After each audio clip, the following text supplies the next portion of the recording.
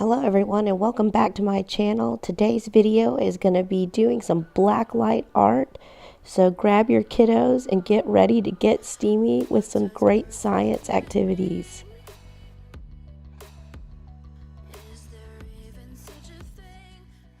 You're a rolling stone, but I'm a cannonball.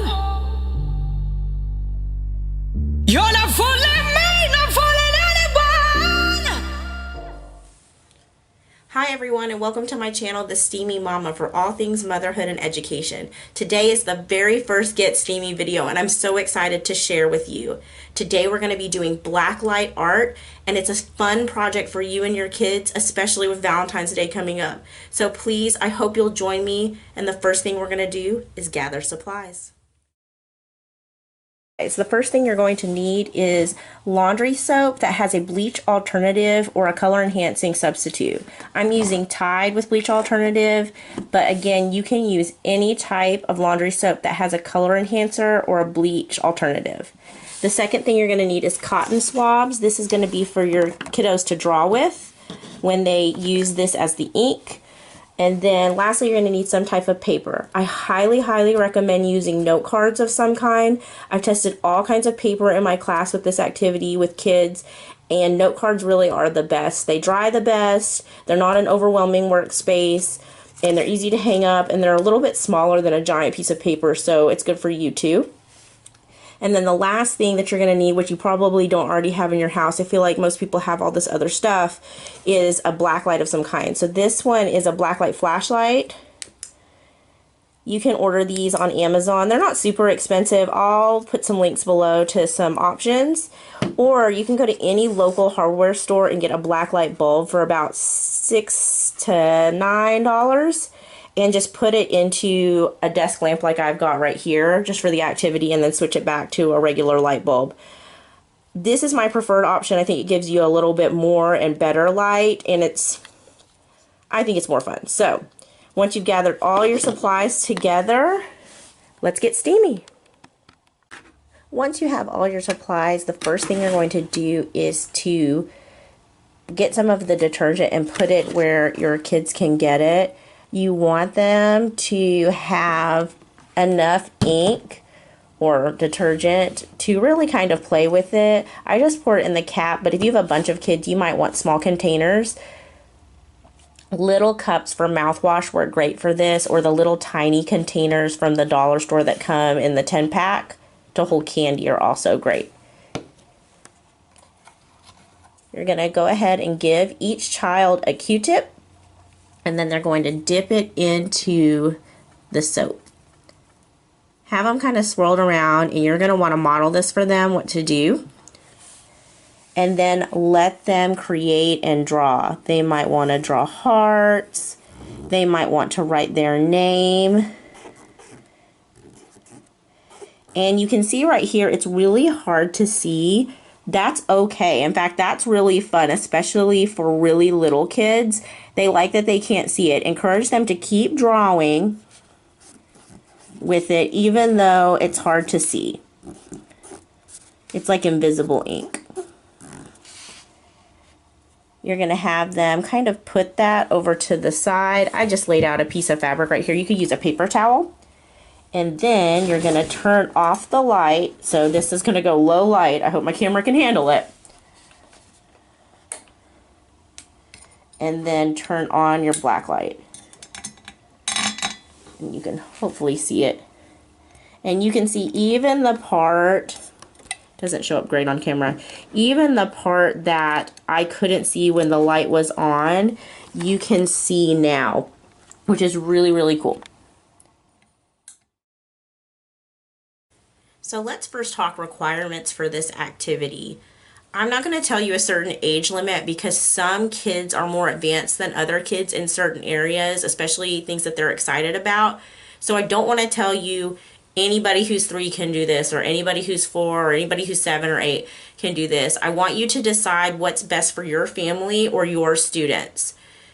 The prerequisites are, 1, you can follow the direction. Don't put that in your mouth, and really follow it. This is a chemical and it can't go in your mouth. So if your child or the children that you're doing this with can't follow that direction, it's probably best to wait until they can. My child can't follow that direction, so he's not going to do this activity yet. The second, I wouldn't say it's a requirement, but it does help, is that your child can scribble or draw in some capacity. And the reason I say this is they're not really going to have as much fun if they can't draw or scribble, but you could still do it even with a kid who can't draw or scribble. You could do hand over hand where you just hold their hand and you do it with them. So let's say you have multiple kids and you're doing this at home. You might want to have your older kid drawing and then you do hand over hand with your younger child. And that's perfectly fine. So those are really the only two requirements. I would also say for safety reasons, if your child has a sulfur allergy, that they wear gloves or something over their hands, especially if they're using Tide, because Tide has a sulfur in it. And I'm not sure if the other ones do or not, but just for safety purposes, I actually have a sulfur allergy and I should be wearing gloves. My hands are probably going to turn red after this, but keep that in mind when you're going to do this activity. You don't need goggles, but goggles are fun and kids love them. So if you have goggles or you want to order goggles, do that.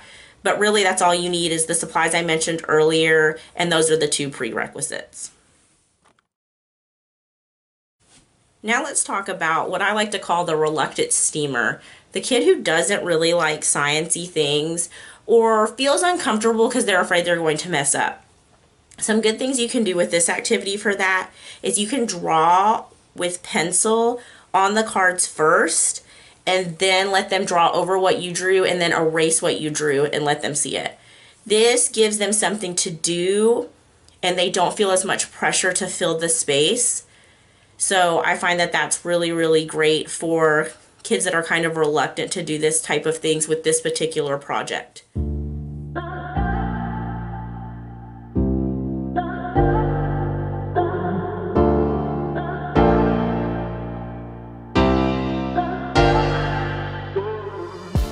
Now let's talk about your enthusiastic steamers. These are the kids who are always reading, writing, talking about sciencey types things. The kids that are watching Storybots on Netflix and they're loving it, those types of kids. There's a lot of extra stuff you can do with them with this project. You can add different color pens and highlighters and check and see what those inks do and then try to talk about why they don't glow in the black light, but this type of stuff does. I'm actually going to leave a link down below for SciShowKids, which is my favorite YouTube science show for kids. So if you're not subscribed and you have kids that like science, go ahead and do it. It's excellent. That's like my dream job, is to be her with the mouse. But it really, really is good, and those are some things you can do with enthusiastic kids who really, really liked this activity and want to know more. So what's the science behind this so that you know? I'm making it a point in all of my videos to tell you some of the science behind what you're doing, because any of you can go on Pinterest and look up science activities for your kids or engineering activities for your kids. I've done that before too, but a lot of times they don't explain why it's working, and then your kids ask, why does that work? And we're just all like, I don't know. But for this one, I actually do know how it works, and I'm going to tell you. So when you see things, you all know, hopefully, that you have a visible light spectrum and you can see all the colors of the rainbow. There are certain types of light waves that you can't see, and you cannot see UV light. Well, sometimes you can.